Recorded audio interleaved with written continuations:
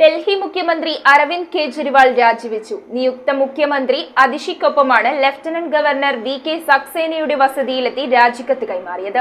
ആം ആദ്മി പാർട്ടിയുടെ നിയമസഭാ കക്ഷിയോഗത്തിൽ കേജ്രിവാളാണ് അതിഷിയുടെ പേര് മുന്നോട്ട് വെച്ചത്. സ്ഥാനമേൽക്കുന്നതോടെ ഷീല ദീക്ഷിതിനും സുഷമ സ്വരാജിനും ശേഷം ഡൽഹി മുഖ്യമന്ത്രിയാകുന്ന മൂന്നാമത്തെ വനിതയാകും അതിഷി. കേജ്രിവാൾ മന്ത്രിസഭയിൽ വിദ്യാഭ്യാസം, പൊതുമരാമത്ത്, ടൂറിസം, സാംസ്കാരിക വകുപ്പുകളുടെ ചുമതലയുള്ള മന്ത്രിയാണ് അതിഷി. കൽക്കാജി മണ്ഡലത്തിൽ നിന്നുള്ള MLA ആയ അതിഷി ആം ആദ്മി പാർട്ടിയുടെ രാഷ്ട്രീയകാര്യ സമിതി അംഗവുമാണ്. അതിഷിയെ മുഖ്യമന്ത്രിയാക്കാനുള്ള കേജ്രിവാളിന്റെ നിർദ്ദേശത്തെ ആം ആദ്മി പാർട്ടി MLA-മാർ പിന്തുണച്ചു. സെപ്റ്റംബർ 26-27 തീയതികളിൽ നിയമസഭാ സമ്മേളനം ചേരാനും യോഗത്തിൽ തീരുമാനമായി. Lieutenant governor V K. സക്സേനയുടെ വസതിയിലെത്തിയാണ് അരവിന്ദ് കെജ്രിവാൾ രാജിക്കത്ത് കൈമാറിയത്. മദ്യനയ അഴിമതി കേസിൽ സുപ്രീം കോടതി ജാമ്യം അനുവദിച്ചതിനെ തുടർന്ന് jail മോചിതനായ Aam Aadmi party convener കൂടിയായ കേജ്രിവാൾ അപ്രതീക്ഷിതമായി രാജിപ്രഖ്യാപനം നടത്തുകയായിരുന്നു. ജാമ്യം കിട്ടിയെങ്കിലും അഴിമതി ആരോപണം നിലനിൽക്കുന്ന സാഹചര്യത്തിലാണ് ഭരണത്തിൽ നിന്ന് ഒഴിയാനും പാർട്ടി നേതൃത്വത്തിൽ ശക്തമാകാനും അദ്ദേഹം തീരുമാനിച്ചത്. News desk metro 7.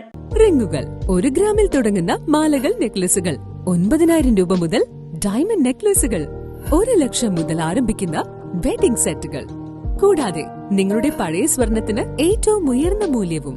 Maharaja gold and diamonds,